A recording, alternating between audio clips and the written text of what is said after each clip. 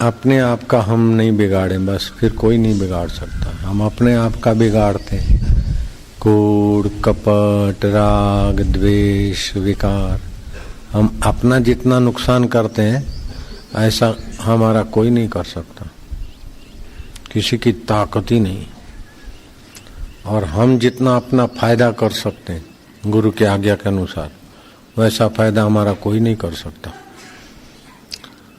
गुरु के आदेश को लेकर, अनुभवी साक्षात्कारी गुरु की आज्ञा को लेकर हम जितना अपना फायदा कर सकते हैं वैसा हमारा फायदा कोई नहीं कर सकता।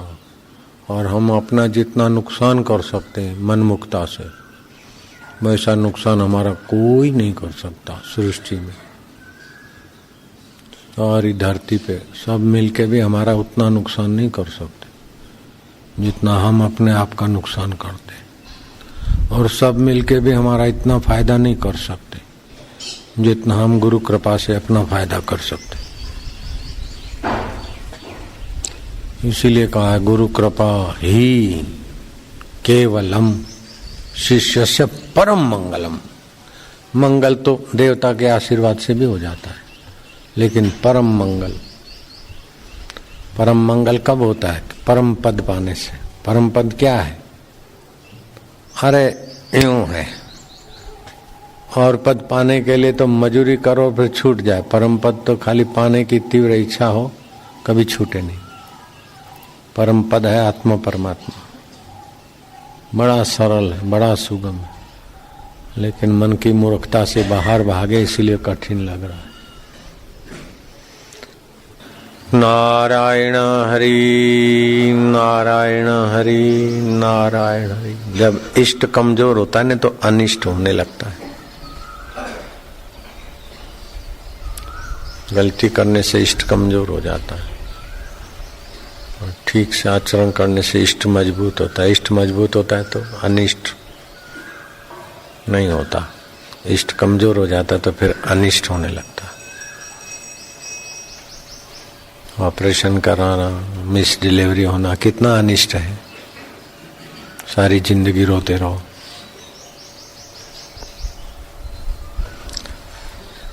नारायण नारायण नारायण नारायण।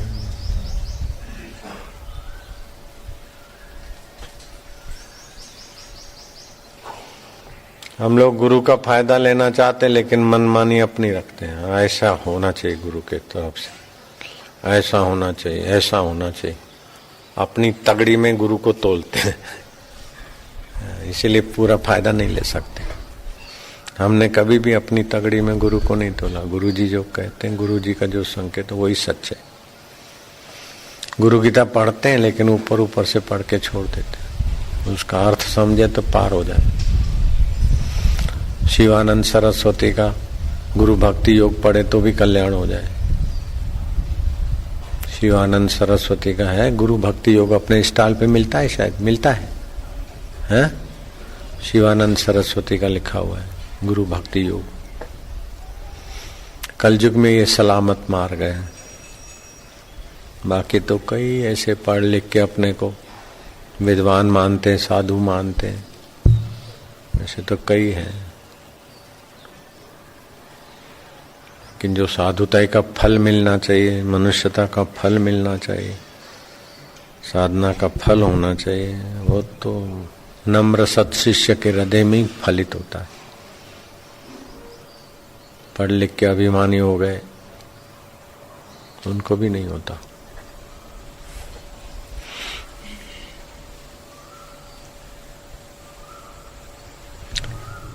नारायण हरि। साधना का अभिमान, पढ़ाई का अभिमान, साधुताई का अभिमान, सेठपने का अभिमान, चतुरपने का अभिमान, ये अभिमान सब दुष्ट मन का ही परिवार है। ईश्वर से अलग होकर कोई विशेषता लग रही है ना। ईश्वर की विशेषता क्या है कि तुम्हारी हमारी विशेषता क्या है? जिस भी चीज का, जिस भी योग्यता का अभिमान करते हो तो उस पैसे का, बुद्धि का, चतुराई का, इतने ब्रह्मांड नायक ईश्वर के आगे तुम्हारी इन चीजों की कीमत ही क्या है?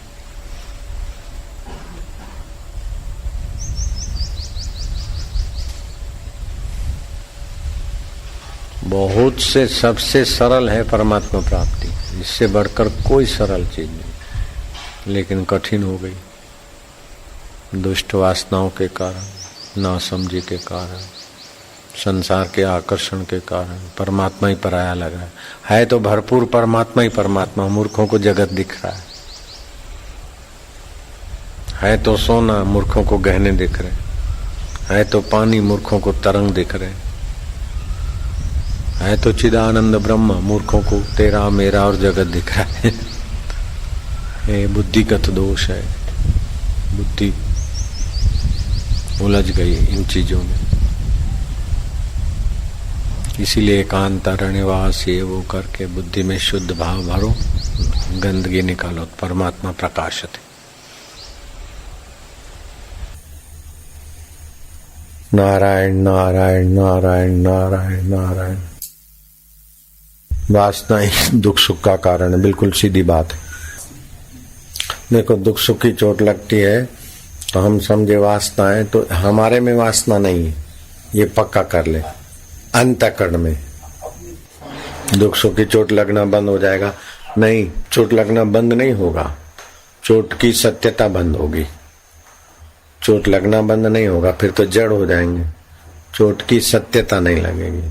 पहले जितना दुख सुख की चोट लगती है या विकारों का आकर्षण होता है, अब खाएंगे तो मेरे को भी मिठाई मीठी ही लगेगी और अच्छा लगेगा, मेरे को भी मिर्ची वाला नमकीन खाऊंगा तीखा लगेगा, उसकी सतबुद्धि नहीं लगेगी। और यथा योग्य उपयोग भी करूंगा, जैसे कल दलिया और दूध हमने खाया, रात को देखा कि उसको बोला दूध रख दे, पीऊंगा तो पीऊंगा, मैं सो गया, जरूरत नहीं पड़ा है दूध, नहीं पिया। तो इतना ज्ञान तो रहेगा स्वास्थ्य के लिए, ये करना है ये नहीं करना। तो शरीर से दुश्मनी भी नहीं करना है, आसक्ति भी नहीं रखना है। शरीर एक साधन है, ऐसे मन भी साधन है, और दुख सुख की चोट जिसको लगती है वो अंतःकरण भी साधन है। तो इनको ठीक रखना भी सेवा है, जैसे समाज को ठीक रखना सेवा है, ऐसे शरीर को मन को इनको ठीक रखना भी सेवा है। फिर मैं ठीक हूं ये भ्रम नहीं, अब मैं बीमार हूं ये भ्रम नहीं, मैं बीमार हूं, मैं स्वस्थ हूं, अभी मेरी तरक्की है, अभी मेरा पतन है। ये तरक्की पतन उतार चढ़ाव ये होता ही रहेगा, लेकिन उसमें सतबुद्धि ना हो तो फिर ज्यादा नहीं होगा। और होता रहेगा मतलब पतन होने दे नहीं, पतन से बचें, लेकिन बचने का अहम करेंगे तो गिरेंगे, और गिर रहा हूं सोचेंगे तो भी गिरेंगे। उत्थान पतन की उपेक्षा, उत्थान हो तो ईश्वर अर्पण, अपना लक्ष्य ईश्वर के तो व्यापक विभू। लक्ष्य न ओझल होने पाए, कदम मिलाकर चल, शास्त्र गुरु के सिद्धांत से मिलके चल, सफलता तेरे चरण चूमेंगी आज नहीं तो कल। चित्त की समता ये बड़ी सफलता है। हमें संसार से कुछ लेना नहीं है, देना है। हमें जो चाहिए वो हम स्वतः है, हमें जो चाहिए हम स्वतः है, हमारा कभी नाश नहीं, हमको कभी दुख छू नहीं सकता, सुख छू नहीं सकता। हमारे मन के एक अंश में ही लोक लोकांतर है। इंद्र वरुण कुबेर सारा संसार हमारे मन के एक अंश में, मन के सिवाय कोई बताओ, ब्रह्मलोक, विष्णुलोक, स्वर्गलोक, ये सब बाकी का जो है वो खास शिष्यों को फिर आखिरी की कुंजी जा हो गया पार। बहुत ऊंची अवस्था है, भगवान के दर्शन, अष्ट सिद्धि, नवनिधि, उसके आगे कोई माना नहीं रखती। हिरणपुर, लंका का मालिक बनना कोई माना नहीं रखता तत्व ज्ञान के आगे। लंकेश का राज्य मिलना भी कोई माना नहीं रखता, तो इधर के राज्य में तो रखा ही क्या है। लंकेश की रिद्धि सिद्धियां, आकाश में उड़ जाए, रूप बदल दे, ये आत्म साक्षात्कार के आगे कोई माना नहीं रखता।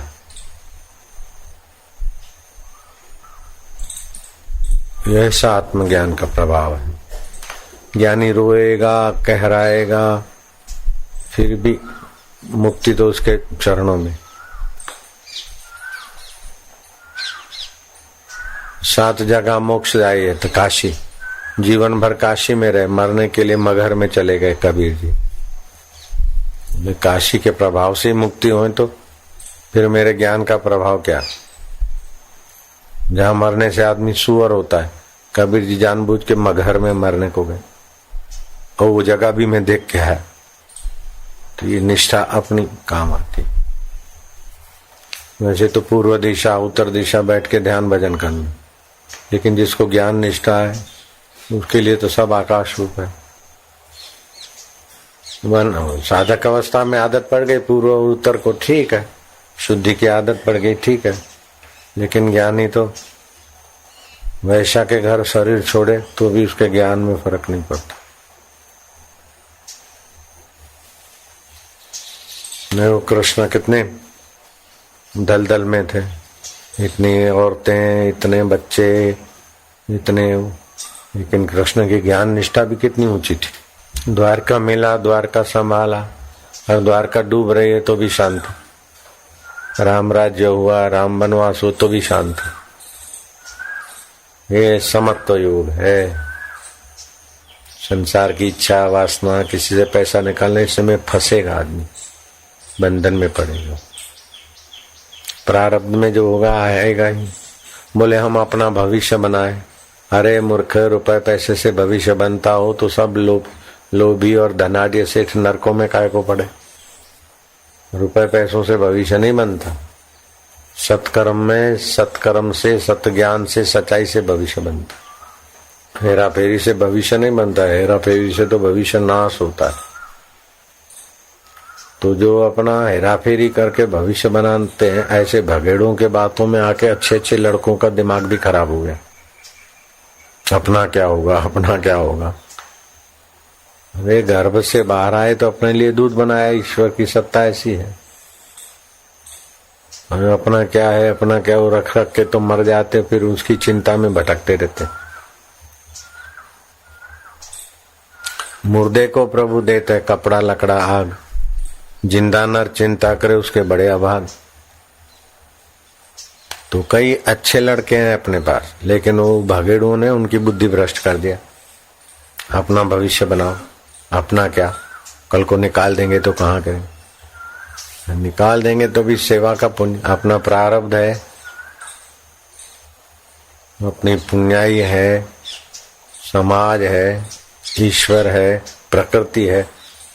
जो भविष्य के लिए कपट करके सुखी होना चाहता है वो पांचों से धोखा, पांचों की सहायता को ठोकर मारता है। प्रकृति की सहायता को ठोकर मारता है, ईश्वर के विधान को ठोकर मारता है, अपने प्रारब्ध को ठोकर मारता है, समाज की सज्जनता पे ठोकर मार। तुम कहीं जाके बैठो जहाँ कोई भी आदमी नहीं हो, देखो समाज की सज्जनता, कोई न कोई वहां टिफिन लेके आएगा। ये प्रकृति की व्यवस्था है, समाज की सज्जनता है। राम तीर्थ ने बोला चलो मेरे साथ यात्रा करना है तो चलो, किसी से मांगना नहीं। एक दिन बीत गया, कोई आया नहीं, भूखे रहे। दूसरा दिन, अरे बोले भूखे रहे अपन, कुछ न कुछ छुपा के लाए होंगे। पत्नी ने कहा देखा था सब कुछ छोड़ दें, आखिर में कोई तकलीफ पड़े तो मैं अंगूठी छुपा के लाई। बोले इसीलिए नहीं आया। ईश्वर पे भरोसा नहीं, अंगूठी पे फेंक, गंगा जी में फेंकवा दी। गंगा में फेंकवा दी, जाके बैठे तो एक आया, बोले आप इधर बैठे हैं, आपके भोजन की व्यवस्था। अरे बोले कुछ कोई जरूरत नहीं।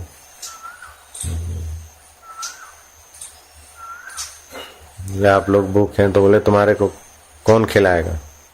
बोले मैं बनाता हूँ, मैं करता हूँ व्यवस्था। बोले नहीं चाहिए, जीव के हाथ का नहीं खाएंगे, मैं बनाऊंगा, मैं करूंगा, मैं खर्च करूंगा, नहीं चाहिए। किसी आगे जगह पे जाकर एक दूसरा आया, आप लोग इधर बैठे हैं, आपका भोजन का क्या है। अरे बोले कोई जरूरत नहीं, फिर भी हम देखते हैं कि आपके पास कोई साधन नहीं है, भूखे प्यास। तो बोले कौन खिलाएगा? बोले महाराज कौन खिलाएगा? किसकी ताकत है आपको खिलाए? वही ईश्वर है सबका खिलाने वाला, खाता भी वही है, खिलाता भी वही है। हाँ बोले ले आ ऐसा तो बोले अभी तू ईश्वर है। ऐसा ही ईश्वर ने प्रेरणा दे दिया, बोले खाता भी वही है, खिलाता भी वही है। हम बोले तू ले आ खाना, तेरा खाएंगे।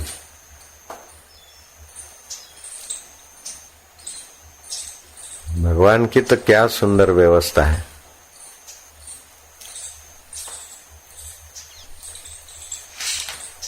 हम भरोसा भीष्म पे करा, द्रोणाचार्य पे उस पे करा, युधिष्ठिर पर, अर्जुन पर, तब तक तो द्रौपदी नंगी होने की कगार पे आ गई। उनके सारे भरोसे छोड़ दिए द्वारकाधीश, वो साड़ी में प्रवेश हो गए। साड़ियां खींचते खींचते दुशासन थक गया। नारी है कि साड़ी है, भगवान का साड़ी में अवतार हो सकता है। बुढ़िया बाबा ऐसी जगह पे जाते फिर आके बच्चे खिलाते। तुम कौन हो के बाबा? हम इधर ही रहते। खोजा तो इधर कोई बस्ती नहीं, कोई गांव ही नहीं, गर्मा गर्म लेके आते। अखंड आनंद के लिए भी ऐसा हुआ। भगवान तो भगवान है, भगवान की तो कौन महिमा गा सकता है। हम लोग बेईमानी करके अपने प्रारब्ध पे भरोसा नहीं, भगवान पे भरोसा नहीं। अरे दूध बनाने के लिए क्या आपने कोई भविष्य की चिंता किया था क्या? माँ के पेट से आए थे तो आपने भविष्य बनाने को करा था क्या? यहाँ तक जिस परमात्मा ने पहुंचा दिया ब्रह्म ज्ञान की आखिरी शिखर पर, वो कितना ख्याल रखते, कितना तुम्हारा हित चाहते। गुरु के सिद्धांत का उल्लंघन करता है तो शिष्यत्व तो उसका पूरा हो गया। श्रद्धा एक ऐसा सद्गुण है, रसायन है श्रद्धा। गुरु के प्रति श्रद्धा। मूर्ति में तो श्रद्धा कर लिया तो क्या है? मूर्ति क्या बोलेगी, क्या डांटेगी, क्या घड़ाई करेगी?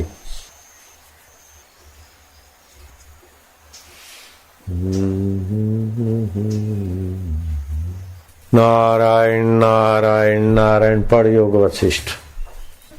हे राम जी, आत्मा रूपी सूर्य है और ब्रह्मा विष्णु रुद्रादिक उसकी किरणें हैं। देख लो, आत्मा तो सूर्य है, ब्रह्मा विष्णु महेश उसकी किरणें। आत्मा तो समुद्र है, ब्रह्मा विष्णु महेश लहरियां बड़ी, और ये मनुष्य छोटी लहरियां। मनुष्य छोटी लहरियां और ब्रह्मा विष्णु महेश बड़ी लहरियां। आत्मा रूपी सूर्य है, ब्रह्मा विष्णु उसकी मुख्य किरणें, बड़ी किरणें। आप लोग छोटी किरणें। आत्मा की तो हुए सब। ऐसा आत्मदेव है, गुगुड़ गुगुड़ करके मरे जा रहे। काम का गिगड़ गिगड़ करके मरे जा रहे। चलो, कितना आनंद मौत, कितना सुबह सुबह का सत्संग आनंददायी सुखदायी। अच्छा लग रहा है ना? शाम के संध्या से भी सुबह की संध्या पावरफुल हो जाती। सत्व ज्यादा होता है, शाम को रजस तमस होता है। शाम को संध्या नहीं करे तो आदमी का मन और गिर जाए। इसलिए सुबह को तो अकेले में भी कर लेते चल जाएगा, शाम को तो करना ही पड़े। शाम को पतन के विचार ज्यादा आते, रात्रि को, शाम को। ब्रह्म रूपी समुद्र में जगत रूपी तरंग बुदबुदे उत्पन्न होकर लीन होते हैं। आत्म रूपी समुद्र में जगत रूपी तरंग बुलबुले, तरंगे, बड़ी तरंगे उत्पन्न होकर लीन होते। ब्रह्मा जी भी उत्पन्न होकर लीन हो गए, रावण भी उत्पन्न होकर लीन हो गया, नेहरू ये वो सब क्या है? बुलबुले छलबला करके लहर। आत्म रूपी समुद्र जो कहते हो, ऐसा अपना आत्मचिंतन करे तो साक्षात्कार यूं हो जाए फटाक से। सब पदार्थ उस आत्मा के प्रकाश से प्रकाशते हैं, जैसे दीपक अपने आप से प्रकाशता। पदार्थ पता चलता है वो आत्मा के प्रकाश से ही पता चलता है। सब पदार्थ, ये ब्रह्मा जी है तो आत्मा की सत्ता से देखेंगे। ये शिव है, ये भगवान है तो भगवान भी तो आत्मा की सत्ता से देखेंगे। तो लोग गलती क्या करते हैं? कि जैसे भगवान दिखे दूसरा दिखे, ऐसे आत्मा को देखना चाहते तो संभव ही नहीं है। आत्मा से सब दिखता है, आत्मा को किससे देखोगे? अगर आत्मा को किसी से देखा तो आत्मा दृश्य हो जाएगा, नश्वर हो जाएगा, अनित्य हो जाएगा। आत्मा को देखने की कोशिश करेंगे तो दिखेगा नहीं, और जब दिखेगा तो वो कल्पना होगी कुछ। जो भी दिखने में आएगा वो आत्मा की सत्ता से आएगा। भगवान भी दिखेगा तो आत्मा की सत्ता से। ये भगवान है कि नहीं, वो किससे दिखेगा? आत्मा देख, ऐसा आत्मा। लेकिन केवल ये आत्मा नहीं, ये आत्मा ब्रह्म है, ऐसा ज्ञान साक्षात्कार होता है। बहुत ऊंची चीज है, बहुत ऊंची चीज। 1000 जन्म के बाद भी ब्रह्म साक्षात्कार है तो सौदा सस्ता है। इंद्र बन जाए फिर कीड़े बनना पड़ता है। बड़े सेठ साहूकार बन जाए फिर भी नरकों में और गर्भों में जाना पड़ता है।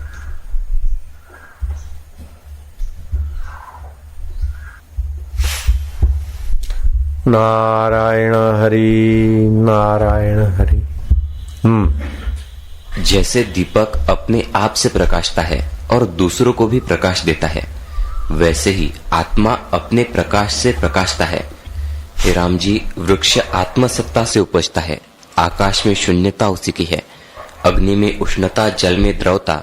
वशिष्ठ महाराज तो एकदम खुला फेंकते खजाने। वृक्ष उसी आत्मसत्ता से रस लेते, उसी से उपजते।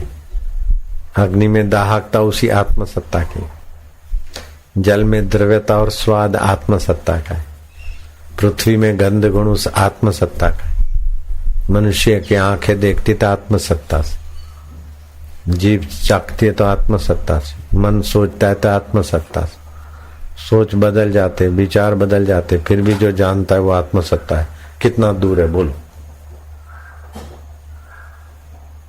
उसको पाने के लिए प्रयत्न करना मूर्खता है, और उसको न पाना भी मूर्खता है। उसको नहीं पाया वो महानालायक है, महामूर्ख है, और उसको पाने के लिए जो यत्न करता है वो भी मूर्ख है। अब कैसे करें? बोला, उसको नहीं पाया, राज्य पा लिया, इंद्र बन गया, भगवान का दर्शन पा लिया, फिर भी उसको नहीं पाता है तो मूर्ख है। कृष्ण का, राम का दर्शन कर लिया लेकिन आत्मसत्ता को नहीं पाता तो मूर्ख है। और जो उसको आत्मसत्ता को पाने का प्रयत्न करता है वो भी मूर्ख है।